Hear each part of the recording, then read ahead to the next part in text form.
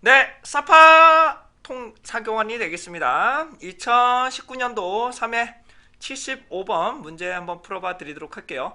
이것도 조금 애매한 문제긴 한데 여러분들과 함께 풀이 한번 진행해 보도록 하죠. 자, 정규 모집단 여기를 보시게 되면 성격이 나오는데요. 평균이 뮤고 분산이 시그마 제곱인 분포, 정규 분포가 알려져 있는 분포죠. 확률 표본에서 각각의 표본 분산을 n-1로 나눌 경우 해당하는 부분 편차 제곱합을 n-로 나눈다면 옳은 것은 무엇이냐라고 나오는데, 이 부분은 이건 S의 제곱이죠. S의 제곱. S의 제곱은 이제 표본의 분산이죠. 표본의 분산. 그러므로 해당 부분을 n-1로 나눴기 때문에, 표본의 분산을 n-1로 나눴기 때문에 불편 추정량이 됩니다. 불편 추정량. 즉 S의 제곱은 시그마 제곱의 불편 추정량이 되죠. S가 조그만 거예요. 그래서 시그마 제곱의 불편 추정량이 됩니다.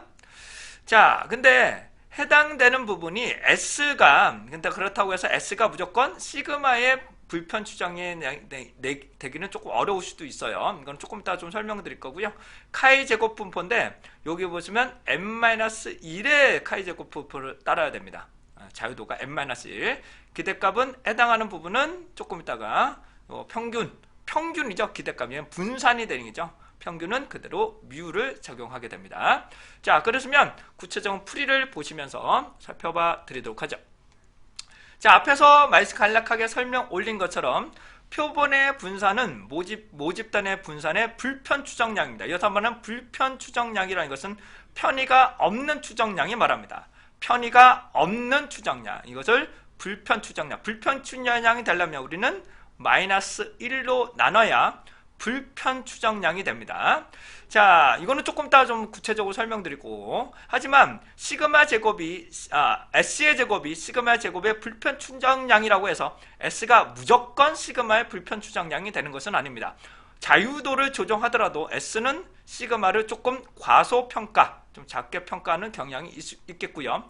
단일 집단의 모집단의 검정은 단일 집단의 모분산의 검정은 카이스케어 검정 통계량을 하게 되는데, 모집단, 알려진 집단의 값에서 n-1을 하신 다음에, 이건 모집단이에요. 알려진 모집단에서 표본의 집단의 분산을 적용하게 됩니다. 그래서 그냥 n으로 그러니까 그냥 카이 제곱이 아니라 n-1인 카이 제곱 분포를 따라야 된다고 보시면 되실 것 같아요. 참고로 두 개의 집단의 모분산의 검정은 S, 그다음에 S의 제곱값을 각각의 비율적으로 계산을 하게 되시겠습니다.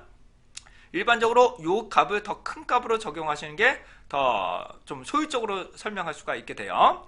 자, 기대값은 S의 제곱은 시그마 제곱으로 해당되는 평균은 뮤이고 죄송합니다. 중심 극한 정리 CAT에 의거해서 평균은 뮤이고 분산은 시그마 제곱을 n으로 나누게 되는 거죠. 그렇기 때문에 기대값은 뮤가 되는 거고 분산은 n으로 한 번 더 나누게 될 것입니다. 자, 여기까지 이해하셨기 때문에 해당되는 S의 제곱이 시그마 제곱의 불편 추정량이라고 해서 S가 무조건 시그마의 불편 추정량이라고 보기엔 좀 어려운 경우가 있을 수 있습니다. 과소평가하는 경향이 있고요.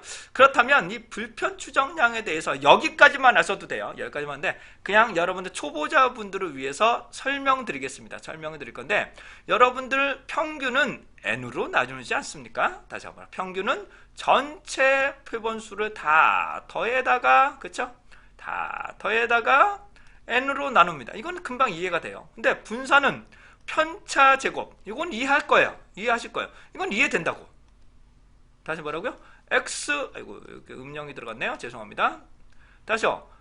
관측값에서 평균을 빼고 얘를 그냥 합해버리면 무조건 0이 되죠. 편차합은 무조건 0이 돼버리기 때문에 편차 제곱합을 합니다. 이걸 우리는 SXX라고 하죠. 근데 이걸 그냥 n으로 나누면 되지 왜 n-1로 나누냐라고 하시는데, 우선적으로 그냥 쉽게 설명드릴게요. 쉽게. 자, 이 분산을 나누기 위해서라면 이 자유도로 나눈 이유는 전체 자료에 알고 있다면 여기서 한 개를 빼더라도 나머지 한 개를 통해서 추정하기가 좀 더 용이하다. 용이하다. 효율적으로 추정할 수 있기 때문입니다. 근데 이렇게만 설명하면 여러분들이 어려우시기 때문에 자유도는 그런데 왜 n으로 나누지 않고 n-1이 있는데, 자, 과거에 정말로 분산을 n으로 나눠봤습니다. n으로 나눠본 결과 이게 증명하니까 공식이 안 맞는 거예요. 이게 안 맞아. 그랬더니 n-1을 적용하니까 증명이 되는 겁니다. 그래서 어떻게 된다? 우리는 자유도인 n-1로 적용을 해야 편의가 없는 불편 추정량이 되는 겁니다. 근데 유효 추정량이라고도 있어요. 유효 추정량. 그러니까 효과성이 높은 추정량은 n으로 나눠야 유효 추정량이 됩니다. 근데 우리는 불편성이 우선 더 필요하기 때문에, 불편 추정량이기 때문에 분산은 n-1로 적용합니다. 그래서 기본적으로 3개 중에 2개만 알면 나머지 하나를 추정할 수 있는 추정량의 효과를 보기 위해서 우리는 자유도인 n-1로 적용을 하시는 겁니다. 자, 이 정도로 이해하시면 여러분들이 좀 더 쉽게 이해하지 않으실까 싶습니다. 이거는 여러분들 일반 교수님들도나 여러분들 다른 동영상에서는 조금 보기 어려운 내용들이었으니까 이렇게 살펴보시고요. 자유도의 개념에 대해서는 앞에서도 제가 좀 설명을 드렸는데, 자유도 다시 설명드리면 다시요. 쉽게 말씀드리겠습니다. 쉽게 말씀드리는데 3명의 자료를 가지고 전체 평균이나 합계를 안다고 가정하겠습니다. 그렇다면 첫 번째, 두 번째, 세 번째 중에 여기서 2개만 알면 나머지 하나를 자동적으로 추정할 수가 있게 되겠죠. 이해되시겠습니까? 자, 여기서 만약에 첫 번째, 두 번째 알면 나머지 하나는 자동적으로 결정이 되는 거죠. 또 이런 경우가 있을 수 있게 되겠습니다. 쉽게 말씀드릴게요. 자, 오늘 점심 식사 메뉴가 된장찌개와 김치찌개밖에 없다고 가정하겠습니다. 이게 더 이상 메뉴가 없어요. 나는 뭐 김치볶음이요, 그렇게 하시면 안 됩니다. 요거밖에 없는 상황인데, 자, 오늘 식사를 아예 안 하실 분이요, 총 20명 중에 오늘 식사를 못 하실 분이요, 저는 속이 안 좋아서 못 먹겠습니다. 된장찌개 12명이요, 그럼 김치찌개를 굳이 계산하실 필요가 없죠. 자동적으로 7명이라는 것을 자동적으로 계산할 수가 있기 때문입니다. 자유도는 이 3개 중에 아무거나 2개를 얻으면 나머지 하나를 자동적으로 계산할 수 있다는 거기 때문에 우리는 자유도라는 개념으로 이해하시면 되시겠습니다. 자, 이상으로 사경원이었습니다.